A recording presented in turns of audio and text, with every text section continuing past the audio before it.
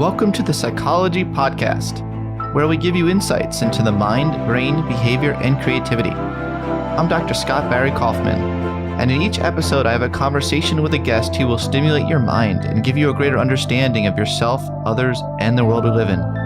Hopefully we'll also provide a glimpse into human possibility. Thanks for listening and enjoy the podcast. So today we have Shannon Odell on the podcast. Odell is a Brooklyn-based writer, comedian, and scientist. She co-hosts and produces Drunk Science, an experimental comedy show deemed, quote, a stroke of genius, end quote, by Gothamist and a finalist in TruTV's Comedy Breakout Initiative. She also co-created, writes, and stars in the inverse original series Your Brain on Blank, where she explains the science behind how everything, from alcohol to caffeine to puppies, affects the brain. She can also be seen at Weill Cornell Medicine, where she's a Neuroscience PhD candidate studying the epigenetic underpinnings of hippocampal function. Say that 10 times real fast. Yeah. Hey, thanks so much for appearing on the Psychology Podcast today, Shannon. Thank you so much for having me. Happy to be here. I'm excited to talk to you. I've never said this to a guest before in the Psychology Podcast, but you popped up, and probably not randomly, in my Facebook feed one day. That's a lot of people's stories with me. Yeah, and I mean that in a non-creepy way, right? Because you're all over the internet, Truly. I have so many people who I've been friends with for a long time are like, my mom is always sharing your videos. She doesn't know I know you. Well, that must feel good. Yeah. Congratulations on the successes you've had. When did your videos start to really take off? Or what was it, instantaneous? Yeah, it's interesting. So I've been doing science for a while, obviously. I got my undergrad degree in biology, and then I worked as a tech in a neuroscience lab in New York at Albert Einstein College of Medicine for 2 years, and then I started my graduate school program. But all during that time, I was doing comedy also, and I kept them so separate. I never really thought to combine them. Like, when I was on stage being a stand-up, being a comedian, I was not the neuroscientist. I never even talked about science in my stand-up or in my shows or anything like that. And then it was about 4 or 5 years ago. So I had been doing both comedy for like 3 years and was doing science on the side. And my friend came up to me and he was like, I really want to produce a show that's science-based. So obviously, and this was about drunk science. He's like, so obviously I'm coming to you. And I was like, oh, yeah, that makes sense. I never even thought to combine the two. And that's when me and my two co-creators of Drunk Science came up with the idea together. And ever since then, I've been starting to combine science with comedy and the idea of science communication being entertainment as well. It can be educational, but science is so relatable. It's, science is the study of who we are in the world we live in. So there's nothing more ripe for comedy, I think. Oh, wow. That's a really interesting statement. Nothing more ripe for comedy than scientific findings. Is that literally what you just said? I think for me, that's what I'm thinking about all the time. So for me, absolutely. Maybe for the non-scientists, not so much. But I'm saying that science can be funny. It can be. I agree with that for sure. I think for a long time, or in general, people think of science as this up in the ivory tower, very cold. Obviously it comes from the idea that scientists, we have to be unbiased and emotional, very analytical, but we are humans doing science. There are things that are relatable about science. There are things that are funny about science. There's ways you can learn through laughter, through emotion. Yeah, that's what I just feel about it. Yeah, I've always been really interested in this link between the personality of scientists and the personality of comedians. There seems to be, in a Venn diagram, some large chunks of areas that are very not associated. Yeah. But there seems to be some chunks of area, like a real appreciation for the truth, that does seem to be shared, right? Yeah, if you think about it, one of the first tenets of both comedy and for science is observation, Yeah, It's observation. That's so true. Yeah, comedians are observing the world and why comedy is funny is because they're saying something that you already know. And you're kind of just bringing light to it. And you're like, oh, that's so funny and so true. And with science, it's like it's a little different because you're like discovering the reason why we interact the way we interact. And I don't know, it's just so relatable and interesting. There's a lot of political correctness these days, and wherever side of it you're on, that could be a really great thing, or it could be a really silly thing. And I understand there's multiple perspectives on this issue. So, but I do think that in comedy, some comedians have said that they feel like if they say certain things on college campuses, etc., it's Mm, considered like taboo now in a way that wasn't 10 years ago. There seems to mm, be a cultural shift in what truth you're allowed to say, like if it offends people. And then mm, as a scientist, it's interesting. Some scientists, like if you're a scientist and your data offends someone, you always get like the pass, like you always hear yeah. scientists saying, well, I'm just the data. It's just the data. Right, right, right, right, right. Right. But comedians don't have that out, you know? Yeah, no, So, absolutely. okay. So I wanted to riff on this because my point wasn't fully articulated, but I just wanted to riff on this. No, this is interesting. I never really thought about it. Me What neither. just, yeah, immediately what comes to mind is, okay, this is the example I like to think of, I'm thinking about right now is, with comedians, we're here to give comedy, but like ultimately is in charge of the comedy producer, like whether we want to get booked or not is the audience. So if Yeah. the audience is saying that they don't like that kind of humor, then like you shouldn't do that kind of humor. You know what I mean? And that's what I always get upset when people are like, "Oh, I can't say this on college campuses because they don't like it." It's like, well, they're booking, and if you can't come up with a joke that doesn't offend people, then like maybe you're not a good comic. Well, You know? that's actually Yeah. very interesting. And in the same way, I thought of just the audience of like what type of research gets funded is kind of set by another committee. Yeah. I know exactly the parallel I'm trying to Right. The audience. No, no, I see what you're saying. So, what is the audience in science, is what you're yeah. saying. And, there's an audience when your paper is published and you're doing public science communication because Mm, I live in that space. I read a column for Scientific American. I'm constantly trying to summarize findings. And I come across some findings that I'm like, oh, that's really interesting. And then I think about it further. I'm like, that's also really controversial, like, right, and, I'm constantly having to think through what do I want to put my emphasis on in my public science communication. What right, topic Drew, I really want to talk about. I don't believe in inhibiting ideas, but I have free will in the sense that you can't force me to like talk about a topic that I don't feel like is worth that much attention. At least I have right. that right. I'm Absolutely. not trying to shut down Yeah, discussion, but at least I can, I have like 100 ideas, which one do I right. pick? So to what extent is it you're both. Mm, You're like a hybrid model. Uh, truly. how much do you think? Yeah, truly. How much do you think through? Maybe I shouldn't go there, or maybe No, I shouldn't go there. Actually, fuels your idea to include it.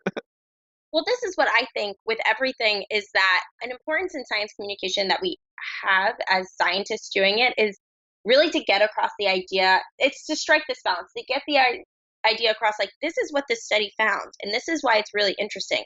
But these are also the reason why this study could not be true. Like we as scientists were trained to be skeptical of everything we read, and we've had training, years of training in this, and that like just because one study shows this correlation doesn't mean anything, and we know that when we read the paper, but it doesn't make the paper not cool. It just means we need our job as science communicators is to get the idea of the paper across, but still allow the audience to be skeptical and know how the scientific process works and how this needs to be, other labs need to try this again and repeat it and see if it comes up again. I think that's our jobs as science communicators to get across to our audience. So not inhibiting what you say, but always saying like one lab found this, and to be sure to look at that counter research, I love that. just to be sure that it's there. Because not everyone has the ability to find that counter research because of how science is built. And I could go on forever about this, about like how scientific articles are, people can't, there's a paywall, so people can't get access to them. There's also a language in which scientific articles are written that makes it very difficult unless you've spent years and years and years in science, understand how the article is written. Yeah, Yeah, I really love that, and just basically you're saying like we should have nuance in public science yeah, community, and I think that's like you do a really good job striking that balance. That's one of the reasons why I invited you on the show today. I want to work on this a little more. I want to learn from you a little bit. How can we use humor to enhance that nuance and show the absurdity of science too? I mean, I feel like scientists take themselves too seriously. I mean, if you ever read reviewer comments and journal articles, there's yeah, no look. Science seems to be so humorless. Yeah. science communication amongst scientists Mm, themselves. And mm. it's really kind of upsetting to me, quite frankly. I feel like Yeah. there needs to be more humanity and show how absurd, this is. And so you kind of do that. There's kind of a meta level to your humor, which I like. Like, I remember when you were talking about dinosaurs, and you're like, some scientists think that this species Yeah. really existed, some don't, and then you're like, so the conclusion is maybe there is, maybe there isn't, like scientists Yeah. don't know what the hell they're talking about, what Yeah. what Yeah. the answer is. Exactly. But that was really brilliant, and really good model for like scientists to just calm down. Calm down. Right. Everyone's fighting, and I mean, I think that's part of the beauty of science is like everyone has these passionate ideas, and I know what drives people to do science is like, I really believe in this theory, and like, I really believe in this theory, and this is my data to show it. But then this camp's like, well, we got all this data to show this. And it really creates a great debate. But yeah, I think there is kind of a seriousness to science. And I remember when I started doing the videos, it was a real fear I had because it is scary. You know, it's not scary to be a comedian because I'm just representing myself and my own feelings and my own experience. But when I come out as a scientist talking about science, and all of a sudden in the videos, I mean, it was a surprise to us when the videos were getting millions of views. So it was like, whoa, okay, people are, It and really people are went having, viral. yeah, and people are having reactions to it, and I'm getting messages and this and that. And it was a little scary because it's like, I believe that science should be fun and Mm. we can talk about it in the light. But I definitely got those comments that were, one, people not believing that I was actually a scientist because, people have biases. People think young women can't be can't be scientists. They don't like the way I talk about it because I'm talking about it in my own voice, and my own voice, that being not of like an, older, like cold man talking about science. I'm just my Jersey young self, which means that, You need a bow tie, and yeah, then you'll be fine. right. I'm very Not, different. Yeah, I'm very different from Bill Nye, yeah, yeah. I was obviously joking. Yes, Yeah, yeah. obviously. So, yeah, it was a little bit scary, and I still have this fear. That's why whenever I do a video, I like see through every piece of research I'm putting in there. I'm making sure that like I'm double checking the papers, like I got this right, because I know it just takes a couple mistakes for someone to come at me. But at the same time, I'm like, I can make mistakes. Science isn't perfect. I'm open to suggestions. It's all, a process. Yeah, for sure. That's a terrific attitude. Yeah. Hey everyone, just wanted to take this moment to thank you all for your support of the podcast over the years. It's been a real privilege to do this podcast for you all for the past 4 years. If you'd like to further support the podcast, I wanted to let you know a few things you could do to help make this podcast a better experience for you all. First, I'd really appreciate it if you could subscribe to the Psychology Podcast on iTunes. This would help make the show more prominent on iTunes and increase our listenership. I believe you can subscribe both on your iPhone and on your computer. Second, it'd be great if you could give the show a rating and review on iTunes. I definitely read all the reviews, and they are helpful to others who are thinking about giving the show a listen. Another thing you can do, which is new, is to become a patron of the show by going to www.patreon.com/psychpodcast. That's www.patreon.com/psychpodcast. There are various options that you can select, which include the ability to ask your own questions to a guest on the show and to have a 30-minute Skype session with me. Thanks again for your incredible support of the show over the years. I do this show for you all because I truly love sharing my enthusiasm and love of the mind, brain, and creativity, and I really appreciate you joining me on this journey. Okay, now back to the show. So, I feel like your big breakout moment, and correct me if I'm wrong, was your brain on alcohol video with you drunk, Yeah. talking about the science of what happens when you're drunk. Yeah. And there was such a, I want to discuss why you think that went viral. It was such a combination of things that each one in itself is not rare, like being drunk, being, a scientist, but you start to multiply them and you get a rare probability that it's Shannon Odell, so can you describe it all, like why you think that did so well? Well, I think part of it, from my experience when our live show, Drunk Science, which essentially is a show where we bring on a scientist and we have 3 comedians there and we all drink and play drinking games. We have conversations about science. And it's a great time. The comedians then give a dissertation on a scientific topic after they've had a couple drinks and they've done their research. And it's it's a really fun time of taking science, which is on this pedestal, and just we have scientists there, we have comedians there, we have science communicators there, and we're all just drinking and having a fun time and taking science off this pedestal. And it makes it feel like you're at a bar just hanging with your friends, and one friend happens to be a world renowned scientist that we bring on. And I think those shows were so popular. And I think just because of that, just because people felt like didn't have that one on one time with a scientist, and they certainly didn't have that one on time like with a drink in their hand. And I think drinking, I'm not like, go drink, everyone drink. But it helps bring down that barrier, that first barrier, and it makes people feel relatable. It's like, oh, the scientist is drinking a beer, like, and so am I, and let's have a conversation. Yeah, and so I think that's why the video did so well, because it was talking about science and it was all real things, but I'm drinking. I'm a scientist that's drinking. I also think a lot of my mispronunciations and People love it. people, yeah. Oh my gosh, You're that video. human. Because Yeah, most scientists are scared of being human. yes, yes. Well, and I think because the reason is that we're trained to be on the defensive, right? We're Yeah. trained to like have our data, and our Oh, whole yeah. goal is to defend it. It's like, I know the answer to that, and like if you come at me with that thing, this is how I respond. It builds this like Yeah. defensive wall, which I don't think you can really be when you're like having a conversation, or no one's going to want to have a conversation with you. I think that's absolutely right. Yeah, so really good point. So your brain on alcohol was one really popular episode. I thought we could have some fun, and I'm going to go through some other things and say your brain on blank, and give me Yeah. like a 3-sentence, 4 sentences description of each one, Okay. condensed. Yeah. We'll see how many We'll I see. know. Okay, so your brain on the flu. Oh, you're sick. Your body's like, crank up the heat. You got shivers. You're got mucky brain. Is this the scientific knowledge you want? That sounds very scientific. I know that you have like experts in their fields on this podcast, and I'm like, the flu gives you a real mucky brain. Your immune system's making your brain all wishy-washy. So no, is that the technical term, wishy-washy? Yeah, that's what we use in the lab. Yeah. Okay, so your brain on breakups. Wow. Physical pain. Your body thinks you're having emotional pain. Well, guess what? Same brain areas activated in emotional pain. So you are in literal pain. You got an oxytocin deficit. Ooh. Yeah. Well, Advil can help with that, right? Some research Well, shows not that. with the oxytocin deficit, but Advil can help. Supposedly, in one study, again, it needs One to be study, yeah. verified Yeah. that it Yeah. could help Yeah. lessen. Yeah. I'm popping Advil all day long just in case, to preempt it and whatever happens if I Yeah. get your brain on puppies.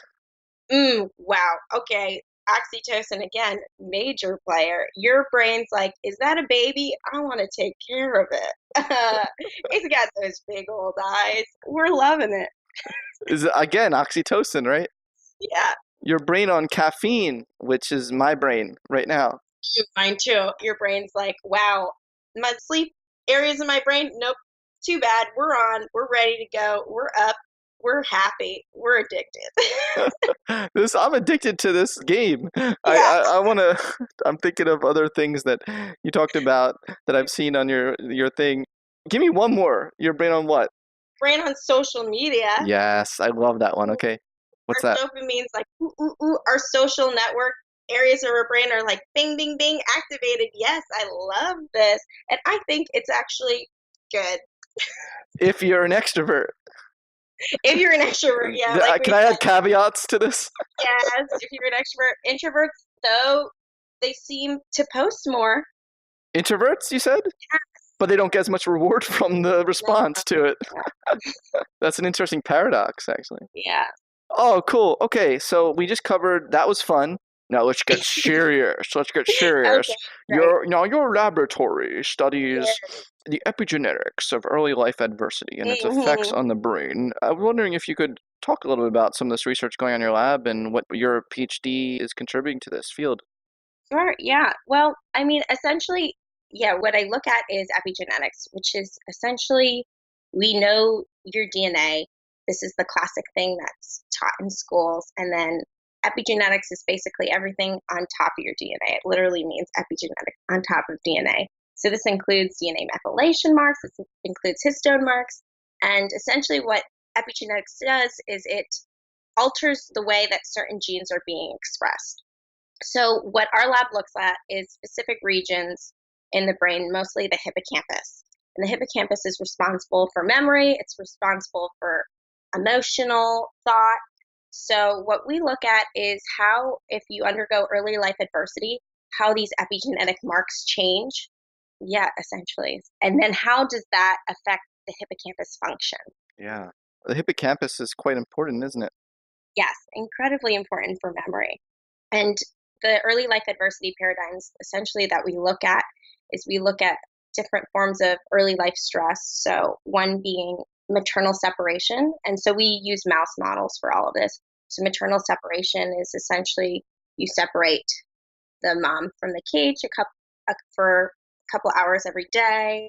Then you have your maternal immune stress, which is a stress that you might not typically think about, which is essentially we expose the mother to a immune stressor during in utero, Oh, wow. when the pups are in utero. And then the third being actually another form of early life stress that you might not think of. It's essentially early life immune stress, where the mothers are deficient in serotonin 1A receptor. And while the pups are completely genetically normal, they still have gone through this early life stress of having a mother that is serotonin 1A receptor deficient. So, do we think we can model this up to humans? Yeah, that's really always an interesting thing that we do all these early life stress paradigms in mice and then modeling up to humans. And yeah, I mean, essentially the maternal separation paradigm is something that's often, looked at because we do know in human studies, if you look at horrible instances in history, like with Romanian orphanages, those large studies that showed that these children that weren't exposed to a lot of touch during their early childhood, then when they grew up, had a higher likelihood of a lot of neuropsychiatric diseases. So, I mean, one way to look at what could the molecular reason for that be is to look in a mouse model of that. Yeah. How much do you control for the similarity of genes between the child and the parent?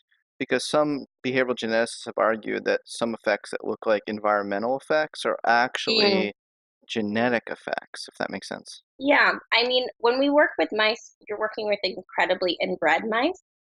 They're inbred, so essentially the Okay. mice have the same genetic standing. So then we can really look at the epigenetics because genetically they're absolutely the same.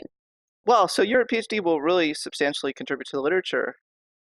I'm hoping. Yeah. Yeah. Yeah, Cool. yeah, I think it's really interesting. Epigenetics is such a interesting, it's obviously not that new, but it's Right. new enough in the field that it's really exciting because classically how we think about how things are transmitted or diseases, especially and just diseases that are non-neuropsychiatric diseases is we think about it through genetics, like, oh, you have this gene, there's a mutation in this gene, it causes this disease. But essentially for a long time neuropsychiatric diseases were really a black box. Yeah. We thought maybe it was a combination of many different genes working together and that's why we couldn't figure out because it was one-to-one, or really what we're thinking now, it's a mix of genetics and also environmental factors, which means that the environmental factors are probably affecting it through epigenetics. Yeah, so, it's just so interesting to think how this applies to humans in lots of ways we don't really know because it gets so complex when you get to humans Mm, and you have so many genes. so many genes, and obviously you're not inbred, so there's a lot of things going Well, on. speak for yourself. No, I don't know why I said that. Yeah, Do you know, I um, have this tendency in the psychology podcast to keep saying "speak for yourself," like when, yeah. and I don't know, I need to stop that. But I think one of the Yeah, most interesting things about epigenetics that I like to yeah, think about, I'm looking specifically at like one generation pretty much, but if yeah. there's this whole thing with transgenerational epigenetics, and my favorite thing to think about is that when a mother is pregnant, she essentially is carrying around the grandchild, half of the grandchild, because Hmm. the eggs that will become the grandchild is developing in utero too. So the baby's developing eggs, which will then become half of the grandchild. So any kind of environmental insult that a grandmother is experiencing could affect the grandchild. Yeah. Has the potential, which is just, I mean, Mind-boggling. mind-boggling. I mean, to keep the emotions with the emotion, it's kind of beautiful, I think, a little bit Yeah. to think about how long you've been around or part of you has. Yeah, it is beautiful. And Carl Zimmer talked about this on our recent chat for the podcast. So, Mm, and he also wrote about this beautifully in his book, his yes, recent book. yes, He talks about how this probably it doesn't last more than 2 generations, though the effects kind of wear away. yeah, But it is still beautiful to think that even a couple generations, that could be that kind of direction of effects. right. And with that being said, too, the idea that with epigenetics can definitely affect things, but the idea that the brain is so resilient too, Mm, so plastic. yeah, But that's the great thing with all these. We've seen these yeah, links of early phase stress. How does it affect the brain? But at the same time, we know the brain to be so resilient and plastic and yeah. can really overcome so many things. So, yeah, it's kind of, I think of it not as so fatalistic, but as like, I don't know, just understanding more because we want to understand about ourselves. We want to know, obviously, for treatments, but also I think there's a natural curiosity that people have. We want to know about ourselves. Sure. I mean, physicists don't feel like they have to constantly justify, like, we want to study black holes for treatment. Like Right. it's not like they keep like, having to justify that. Psychologists constantly get pressure Always. to say, they're like, if they forget, they always have to say, oh, I mean, we want to know this so we can help people. Right. Like some things are like as interesting as black holes, though. Like, Right. yeah, Just want to know. Yeah. yeah, yeah. And good to know. But does have obvious direct implications. Mm. But as I say that, I'm thinking like, regardless of the results, it's not like we're ever going to be like, okay, so the results suggest we should have maltreatment, for Yeah. people. I'm sorry, I'm a bit dark humor, but I'm just thinking like, I can't think of, like this can only help, to further show the importance of good treatment of a developing brain, Right. right? Yeah, Absolutely. Good yeah, treatment. And also because in the field of neuropsychiatric disease, we have treatments that work well, somewhat well, but they've been the same treatments we've had for so long. yeah, And yeah, part of that is because we don't completely understand, why we don't completely understand why an anxious brain is an anxious brain, why a depressed brain is a depressed brain. And yeah, I mean, if you think of most genetic diseases, we know the reason why. Like it's just like that gene is causing this and that causes this. But these neuropsychiatric diseases are so complex. The more we open up these black holes, Oh, there you go. Yeah, there yeah. we go. The Good. more we open up these black holes, the more treatment options that could be available that we couldn't even think of before because we don't Sure. really understand how it's functioning. For sure.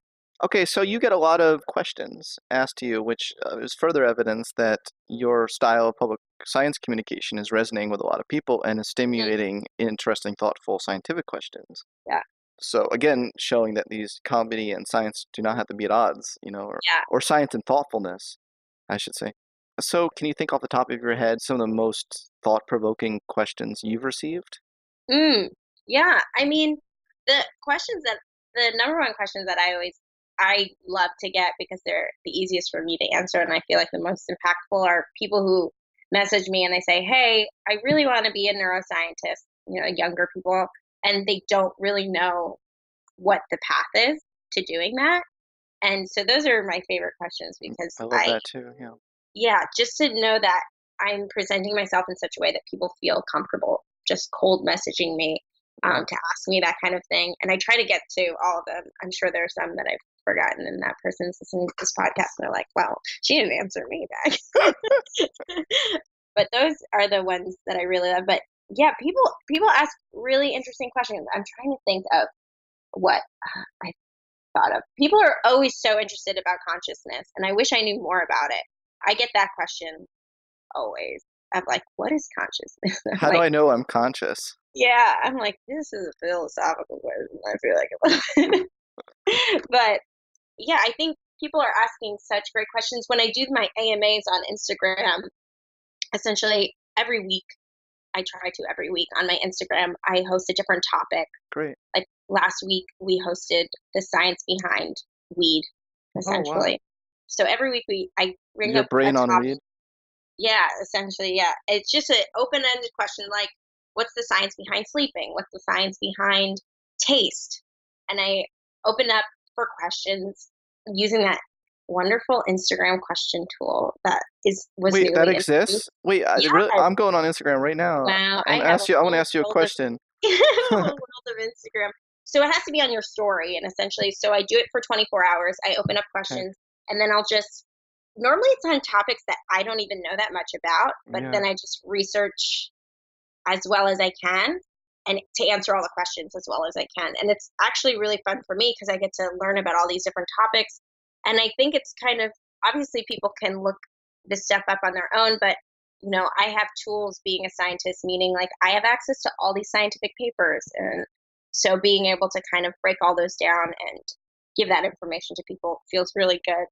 People ask like great questions that I never thought I was doing the science behind skin. Yeah, People are like, "What are freckles?" I was I'm gonna like, say. "I have no idea what freckles are. Let me look that up." So you learn from people as well, Yeah, is what it sounds like to absolutely. me. Yeah, I really like to see you just have a real curiosity and openness, which is makes both comedy and science fun. Mm, So yeah, I really like that.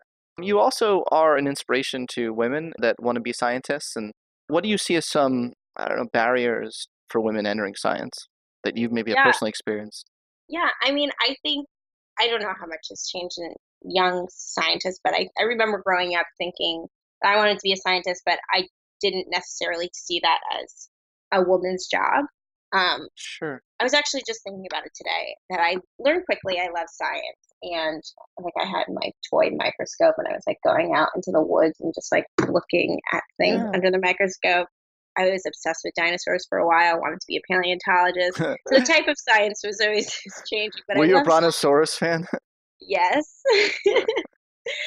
So really loved it. And then I remember like, for example, there was a moment in my sophomore year in high school. I was taking honors chemistry and a teacher brought me in after the first test and she was like, you got the highest score on the test, right? And I was like, oh no, I didn't know.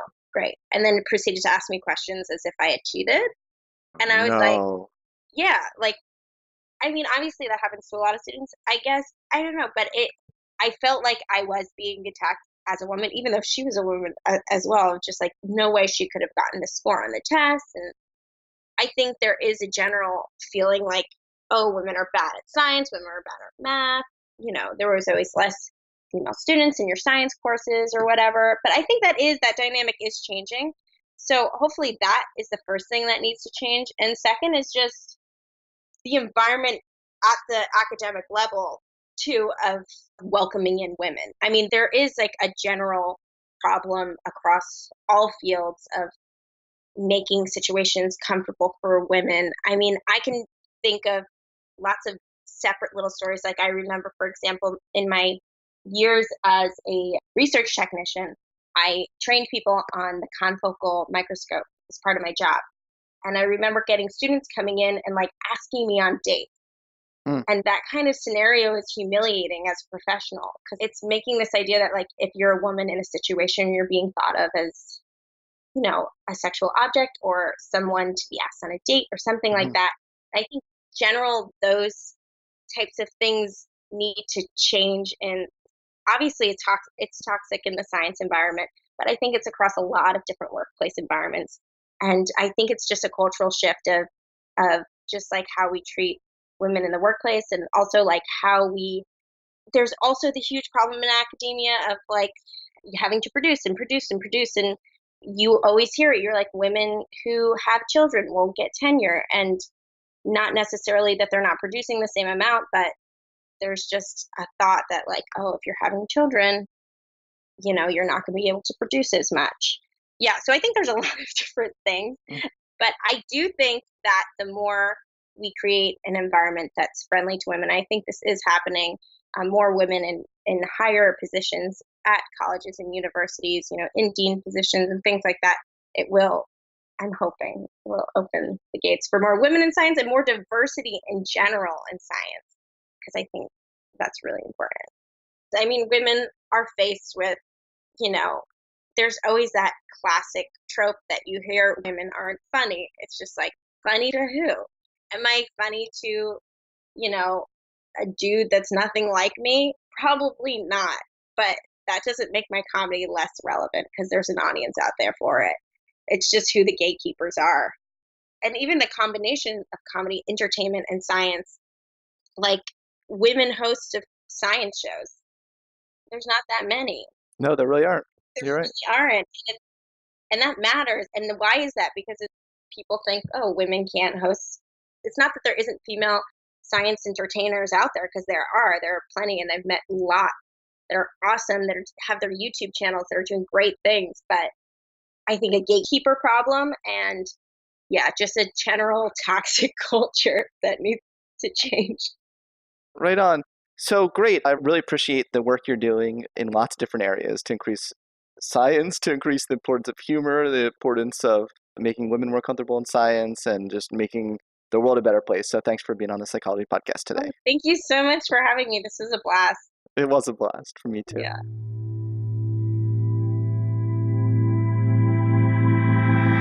Thanks for listening to the Psychology Podcast. I hope you enjoyed this episode. If you'd like to react in some way to something you heard, I encourage you to join in the discussion at thepsychologypodcast.com.